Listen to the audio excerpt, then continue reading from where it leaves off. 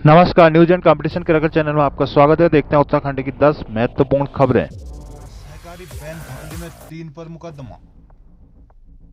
Cooperative भर्ती घपले के दूसरे चरण की जांच पूरी, अब होगी कार्रवाई। गैरसैंण के विकास के लिए 9 योजनाओं को हरी झंडी। लोक सेवा आयोग के बाहर अभ्यर्थियों का प्रदर्शन। बेसिक शिक्षक भर्ती शुरू, नहीं हुई थे 9 से आंदोलन। समूह गौ में दूसरे राज्यों के लिए खुल सकता है रास्ता। रामनगर वन पर भाग, वन्य जीवों का आतंक से निजात को डीएफओ दफ्तर में धरना। वनाग्नि सुरक्षा के लिए किया जागरूक। फतेहपुर के आदमखोर बाघिन का राज खोलेगी खाल। कोरोना टीकाकरण महाअभियान भी फ्लॉप, टीका लगाने को लोग नहीं। सस्ते गल्ले की दुकानें आज से 3 दिन तक रहेंगी बंद। बनभूलपुरा प्रकरण, सुप्रीम कोर्ट में बनभूलपुरा प्रकरण की सुनवाई पर टिकी निगाहें। सैनिक कल्याण, 7वां वेतन नहीं मिला, छुट्टियां भी होंगी आज। यूकेपीसीएस, दूसरे राज्य के महिलाओं का रिजल्ट हुआ निराश। चिंताजनक, जोशीमठ भू आपदा, जोशीमठ में 15 दिन बाद 5 नए मकानों में फिर से दरारें। देहरादून जिले के सहकारी बैंक में लाखों रुपए का लोन घपला सामने आया। बैंक से जिन लोगों के नाम पर लोन जारी किए गए थे उनमें से कुछ ने तो लोन के लिए आवेदन करने तक से इनकार कर दिया। इस मामले की प्राथमिक जांच के बाद बैंक की रिपोर्ट तरफ से निलंबित किए गए कनिष्ठ शाखा प्रबंधक समेत 3 लोगों के खिलाफ अब पटेल नगर थाने में मुकदमा दर्ज किया गया। पुलिस बैंक से मिले दस्तावेजों की जांच कर रही है। एसएसआई दीपक रावत के अनुसार जिला सहकारी बैंक के उप महाप्रबंधक प्रशासन की ओर से दी गई तहरीर में बताया गया कि पटेल नगर शाखा में 3 लोन का फर्जीवाड़ा हुआ। इस मामले में तत्कालीन कनिष्ठ शाखा प्रबंधक नरेंद्र शर्मा निवासी पार्क रोड के साथ शंकर थापा निवासी डाकरा बाजार गड़ी कैंट और संदीप निवासी चौहान मार्केट हरिद्वार रोड को आरोपी बनाया गया है। इस शाखा में गड़बड़ी की शिकायत पर उप महाप्रबंधक लेखा विश्व विजय सिंह को जांच अधिकारी बनाया गया था। उनकी रिपोर्ट पर कनिष्ठ शाखा प्रबंधक नरेंद्र को 17 फरवरी 2020 को सस्पेंड कर दिया गया। बैंक प्रबंधन समिति की 3 अक्टूबर 2022 को बैठक में प्रस्ताव पारित कर आरोप पत्र जारी किया गया। जांच में सामने आया कि जिन 8 लोगों से फर्जीवाड़ा हुआ है उनमें एक भी किस्त जमा नहीं हुई। पता चला कि नरेंद्र शर्मा ने शंकर थापा और संजीव कुमार के साथ मिलकर यह फर्जीवाड़ा किया। तीनों आरोपियों के खिलाफ पुलिस जांच कर रही है। तीनों जिला सहकारी बैंकों में भर्ती घोटाले के दूसरे चरण की जांच पूरी हो गई। शासन को जांच रिपोर्ट इसी सप्ताह सौंप दी जाएगी। अब इस मामले में शासन स्तर से कार्रवाई की तैयारी की जानी है। देहरादून, यशनगर और पिथौरागढ़ के जिला सहकारी बैंकों में चतुर्थ श्रेणी के कर्मचारी की भर्ती में गड़बड़ी के आरोप लगे थे। इन आरोपों की जांच को शासन स्तर से उप निबंधक नीरज बेलवाल और मान सिंह सैनी की 2 सदस्यीय समिति ने बनाई थी। रिपोर्ट समिति की लंबी चली जांच में बड़े पैमाने पर गड़बड़ियां सामने आई थी। समिति की ओर से दी गई रिपोर्ट में कार्रवाई से पूर्व प्रशासन ने जांच समिति को संबंधित लोगों को पक्ष बनाने के भी निर्देश दिए थे। इस पर दूसरे चरण की जांच शुरू हुई और समिति ने देहरादून, यशनगर और पिथौरागढ़ बैंकों के जिला अध्यक्ष जीएम तथा सहायक निबंधक से पूछताछ की। इस दौरान समिति की ओर से उठाए गए सवालों को लेकर उनका पक्ष जाना गया। इस पर तीनों बैंकों के प्रतिनिधियों ने पिछले दिनों जांच समिति को अपना लिखित जवाब दिया। जवाबों की पड़ताल के बाद जांच समिति फाइनल रिपोर्ट तैयार कर लिए। संभावना की जांच रिपोर्ट जल्द शासन को सौंप दी जाएगी। सचिव सहकारिता बीबीआर से पुरुषोत्तम ने बताया कि रिपोर्ट मिलने के बाद आगे की कार्रवाई शुरू होगी। जांच समिति को दिए गए अपने इस जवाब में चयन समिति के प्रतिनिधियों ने कई बिंदुओं पर अपनी खामी को कबूला। दरअसल कई बैंकों ने चयन प्रक्रिया में अपने स्तर पर ही कई बदलाव कर दिए थे, जिनका सीधा असर चयन पर पड़ा। मेरिट लिस्ट तथा गड़बड़ा गई। सूत्रों के अनुसार फाइनल रिपोर्ट में विस्तार से इसका जिक्र किया गया है। गैरसैंण के विकास के लिए 9 योजनाओं को मंजूरी दी गई। विधानसभा अध्यक्ष ऋतु खंडूरी की अध्यक्षता में आयोजित गैरसैंण विकास परिषद की बैठक में उक्त योजनाओं पर मुहर लगा दी गई। गैरसैंण विकास परिषद की सोमवार को हुई बैठक में विधानसभा अध्यक्ष ने ग्रीष्मकालीन राजधानी क्षेत्र के विकास के लिए कार्य योजना बनाने के निर्देश दिए। बैठक में परिषद के सदस्यों ने बताया कि पिछली बोर्ड बैठक में मंजूर योजनाओं को दूसरी किस्त जारी नहीं हुई थी। उस पर विधानसभा अध्यक्ष ने उक्त योजनाओं की समीक्षा के बाद अधिकारी को दूसरी किस्त के प्रस्ताव तत्काल उपलब्ध कराने के निर्देश दिए। दौरान 2022-23 में प्रस्तावित कार्यों की मंजूरी दी गई। बैठक में विधानसभा अध्यक्ष ऋतु खंडूरी ने कहा कि गैरसैंण का बुनियादी ढांचा मजबूत करने की जरूरत है। परिषद इसके लिए हर संभव कदम उठाएगी। उन्होंने कहा कि गैरसैंण के विकास के लिए स्वयं सहायता समूह युवाओं को भी इससे जोड़ा जाए। बैठक में कर्णप्रयाग विधायक अनिल नौटियाल, द्वाराहाट विधायक मदन सिंह बिष्ट, नगर पालिका अध्यक्ष पीएस रावत, अपर सचिव अहमद इकबाल, अपर सचिव उदयराज, ललित नारायण मिश्र, डी के कोठारी आदि मौजूद रहे। एईजेई परीक्षा से जुड़े अभ्यर्थियों ने सोमवार को लोक सेवा आयोग के दफ्तर के बाहर प्रदर्शन किया। अभ्यर्थियों ने आयोग के सचिव को ज्ञापन सौंपकर एईजेई परीक्षा में नकल करने वाले अभ्यर्थियों को परीक्षा से बाहर कर परीक्षा प्रक्रिया पूर्व की भांति जारी रखने की मांग की। एईजेई परीक्षाओं के प्रश्न पत्र लीक होने का मामला सामने आने के बाद सोमवार को इन दोनों परीक्षाओं से जुड़े सैकड़ों अभ्यर्थी लोक सेवा आयोग के दफ्तर के बाहर पहुंच गए। इन अभ्यर्थियों ने आयोग प्रशासन के विरुद्ध प्रदर्शन किया। इस पर आयोग के सचिव गिरधारी सिंह रावत अभ्यर्थियों के पास वार्ता को पहुंचे। अभ्यर्थियों ने आयोग सचिव से कहा कि एईजेई परीक्षा निरस्त करना मेहनती अभ्यर्थियों के साथ अन्याय होगा। प्रदर्शनकारियों ने एईजेई भर्ती परीक्षाओं की जांच 10 दिन में पूरी करने की मांग उठाई। उन्होंने कहा कि नकल करने वाले अभ्यर्थियों को बाहर कर एईजेई परीक्षाओं की प्रक्रिया जल्द पूरी कर अंतिम चयन परिणाम जारी किया जाए। साथ ही मांग की कि अनुचित संसाधनों का प्रयोग कर पास होने वाले अभ्यर्थियों का खुलासा किया जाए, उन्हें परीक्षा से बाहर किया जाए, उन्हें आयोग की परीक्षा में 10 साल तक शामिल भी न होने दी जाए। इसमें सचिव ने बताया कि अभ्यर्थियों की मांग पर आयोग के अफसरों के साथ बैठक का निर्णय लिया जाएगा। मंगलवार को 4-5 अभ्यर्थियों का प्रतिनिधिमंडल आयोग के चेयरमैन से वार्ता कर सकता है। सचिव के इस आश्वासन में अभ्यर्थियों ने धरना समाप्त कर दिया।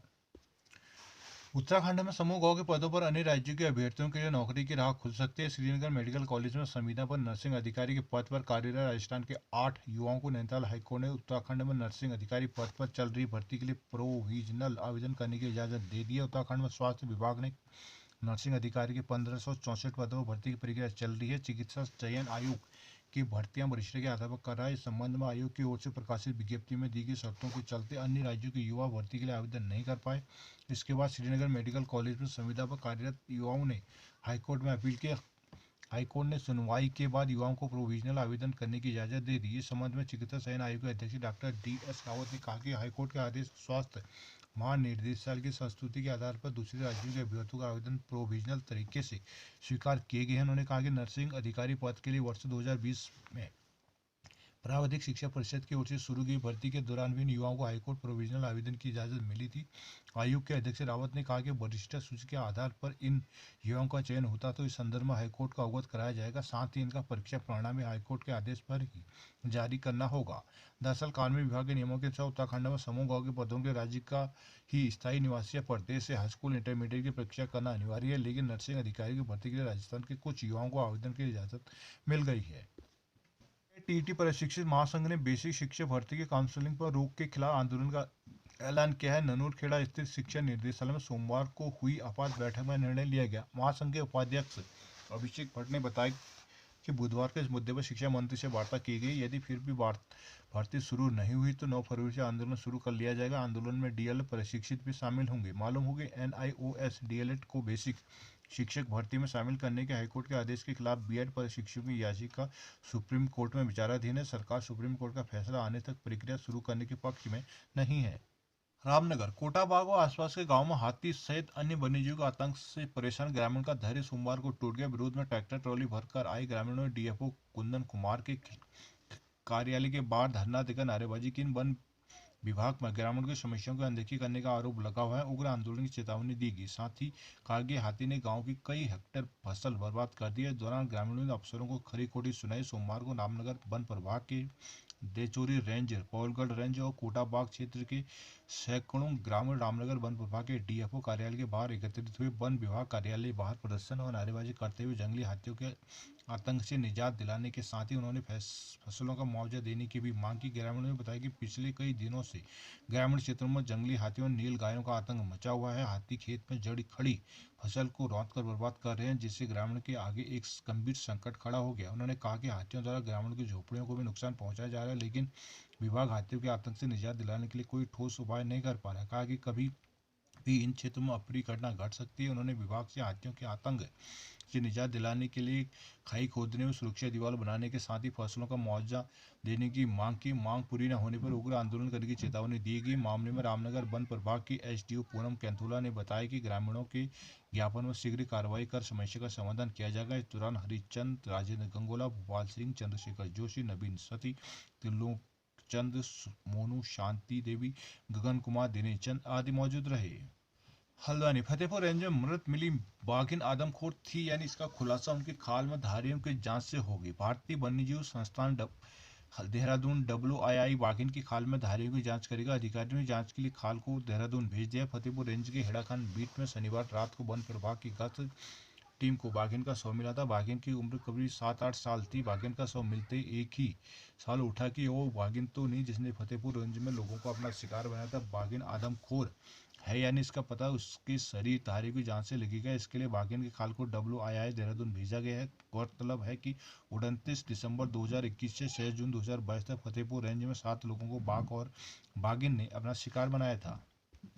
लाल कुआं तराई केंद्रीय वन प्रभाग टांडा रेंज स्थित संजय वन क्षेत्र में वनाग्नि सुरक्षा सप्ताह में शिविर लगाकर स्कूली बच्चों व लोगों को जागरूक किया गया। टांडा रेंज के रेंजर उरूप नारायण गौतम ने लोगों से वनाग्नि पर नजर रखने व इसकी सूचना तुरंत वन कर्मी को देने की अपील की। इस दौरान रायका शांतिपुरी के शिक्षक शिक्षिकाएं अधिकार अभिभावक संघ अध्यक्ष वीरेंद्र कोरंगा, वन क्षेत्राधिकारी देवान सिंह रौतेला, वन दरोगा कांताराम आर्य, योगी चोपड़ा आदि मौजूद रहे। कारबेट से सटे तराई पश्चिम वन प्रभाग के वन बैरियरों पर रुपये लेकर खनन भरे वाहनों को छोड़ने के मामले की DFO प्रकाश आर्य ने जांच बैठा दी है। बीते दिनों ग्रामीणों से रुपये लेकर खनन भरे वाहनों को एंट्री देने का आरोप लगा था। मामले में गेट इंचार्ज समेत कई अधिकारियों की गर्दन भी फंस सकती है। पीरूम द्वारा समेत आसपास क्षेत्र में खनन भरे वाहनों से भरे हुए हादसे में अब तक कई लोगों की मौतें हो चुकी है। बीते दिनों पीरूमपुरा निवासी महिला के घर पर खनन भरा डंपर घुस गया। इसे लेकर ग्रामीणों ने भारी विरोध करते हुए ARTO पुलिस वन विभाग पर लापरवाही का आरोप लगा। प्रदर्शन में वन विभाग की भी ग्रामीणों ने आड़े हाथ लिया। यानी कि लोग कोरोना टीकाकरण केंद्र में नहीं पहुंच रहे, इसके चलते डोज बर्बाद हो रही है। हिंदुस्तान टीम ने कोरोना टीकाकरण केंद्र में जाकर सोमवार को स्थिति का जायजा लिया। महाअभियान के बावजूद जिले के 19 केंद्रों में 1152 लोगों ने बूस्टर डोज लगाई। बूस्टर डोज लगाने के लिए लोग काफी अंतराल के बाद आ रहे थे, जिसके चलते डोज बर्बाद हो रही थी। सभी केंद्रों में 10% से ज्यादा वैक्सीन बर्बाद हुई। स्वास्थ्य विभाग के पास करीब 2800 बूस्टर डोज बची हैं, जिसको 9 फरवरी तक हर हाल में लगाना होगा, नहीं तो बची डोज एक्सपायर हो जाएंगे। स्वास्थ्य विभाग के अधिकारियों के मुताबिक जिले में करीब 5 लाख लोगों को बूस्टर डोज लगनी है। लोग काफ़ी कम संख्या में बूस्टर डोज लगाने के केंद्रों से पहुंचे, जिसके चलते वैक्सीन भी काफ़ी मात्रा में बर्बाद हो रही है। हमारे पास करीब 2800 डोजें बची हैं जो 9 फरवरी तक होनी है, कहना है अजय शर्मा, जिला प्रतिरक्षण अधिकारी नैनीताल। और स्टेप डिलीवरी राशन में घटतौली मानदेय और नेट रिचार्ज देने की मांग को लेकर सस्ता गल्ला विक्रेता आज से 3 दिन तक हड़ताल पर रहेंगे। सरकार की नीतियों के खिलाफ सस्ता गल्ला विक्रेता ने मोर्चा खोल दिया। हल्द्वानी बनभूलपुरा प्रकरण की मंगलवार को दिल्ली स्थित सुप्रीम कोर्ट में सुनवाई होगी। क्षेत्र के लोगों के साथ ही प्रशासन और पुलिस की निगाहें सुप्रीम कोर्ट की सुनवाई पर लगी हुई है। सुनवाई के दौरान प्रदेश सरकार और रेलवे में सुप्रीम कोर्ट में अपना पक्ष रखना है। सुनवाई के लिए तमाम हल्द्वानी के तमाम नेता दिल्ली में जुटे हुए हैं। बताते चले कि 20 दिसंबर को उत्तराखंड हाईकोर्ट ने बनभूलपुरा में रेल की जमीन पर हुए अतिक्रमण को लेकर एक सप्ताह के भीतर नोटिस देकर ध्वस्तीकरण की कार्रवाई किए जाने के आदेश दिए थे। हाईकोर्ट के फैसले के बाद क्षेत्र के लोगों ने शांतिपूर्ण ढंग से आंदोलन चलाया था, जिसके बाद के आंदोलन की गूंज देश विदेश की मीडिया तक पहुंची। हाईकोर्ट के फैसले के खिलाफ क्षेत्र के लोग सुप्रीम कोर्ट गए और 5 फरवरी को सुप्रीम कोर्ट में सुनवाई के दौरान बनभूलपुरा में ध्वस्तीकरण को लेकर कार्रवाई रोकने के लिए आदेश दिए गए। साथ ही प्रदेश सरकार और रेलवे के मामले पर अपना पक्ष रखने के लिए आदेश दिए गए। मामले की सुनवाई के लिए 7 फरवरी की तिथि निर्धारित की गई थी। 7 फरवरी मंगलवार को मामले की सुनवाई होगी, जिसके तहत चलते क्षेत्र के तमाम नेता दिल्ली में डेरा जमाए हुए। मामले की सुनवाई को लेकर कांग्रेस विधायक सुमित हृदय ने सोमवार को कांग्रेस में दिल्ली में वरिष्ठ अधिवक्ता सलमान खुर्शी से मुलाकात की। सपा नेता अब्दुल मतीन सिद्दीकी भी सोमवार को शाम दिल्ली के लिए रवाना हो गए। सपा नेता शुएब अहमद सिद्दीकी भी दिल्ली में अधिवक्ताओं से साथ जमे हुए। उनके साथ ही कांग्रेस के कई नेता भी सुनवाई को लेकर दिल्ली रवाना हो गए। सुप्रीम कोर्ट में मंगलवार को होने वाली सुनवाई को लेकर बनभूलपुरा के घरों मस्जिदों में दुआओं का दौर शुरू हो गया। क्षेत्र के लोग फैसले को लेकर लगातार दुआएं कर रहे हैं। सैनिक कल्याण विभाग के कर्मचारियों ने उपनल के बजाय विभागीय संविदा में आने की अपनी मांग तो मनवा ली, लेकिन अब नई समस्या खड़ी हो गई। जहां उपनल की नौकरी रहते उन्हें साल में 30 तक छुट्टियां का लाभ मिल रहा था, अब घटकर महज 14 रह गई हैं और वेतन भी प्रभावित हुआ है। इसके साथ ही सरकार की वादे के बावजूद अब तक कर्मचारियों को 7वें वेतन मान का लाभ भी नहीं मिला। सैनिक कल्याण निदेशालय ने सरकार की कर्मचारियों की समस्याओं पर रिपोर्ट भेजी है। 2021 में सितंबर दिसंबर के दौरान करीब 22 दिन तक आंदोलन किया गया। आंदोलन के दौरान प्रमुख मांग विभाग में कार्यरत 204 कर्मचारियों को उपनल से हटाकर विभागीय संविदा पर नियुक्त करने की मांग की थी। साथ ही 7वां वेतनमान और अन्य सुविधाएं भी कर्मचारियों की मांग थी। सरकार के आश्वासन के बाद कर्मचारियों ने अपनी हड़ताल वापस ले ली। पूर्व सैनिक कल्याण संगठन सैनिक कल्याण प्रदेश अध्यक्ष सूबेदार मेजर गजपाल सिंह नेगी ने बताया कि विभाग के 204 कर्मचारियों में केवल 88 लोगों को ही उपनल से विभागीय संविदा पर लिया गया है, लेकिन अब छुट्टियां और वेतन कम हो गया है। 10 से 15 साल की सेवाएं कर चुके तमाम कर्मचारी अब तक उपनल के जरिए ही काम कर रहे थे। अधिकारियों ने खुद तो 7वें वेतनमान का लाभ ले लिया, लेकिन कर्मचारियों को अब तक छठे वेतनमान का ही लाभ दिया जा रहा है। दूसरी तरफ कर्मचारियों ने कुछ समय पहले बागेश्वर जिले के पूर्व सैनिक कल्याण और पुनर्वास अधिकारी के खिलाफ कार्रवाई की मांग की। जिस कर्मचारी का मामला है उसका कार्य विस्तार भी नहीं किया जा रहा है।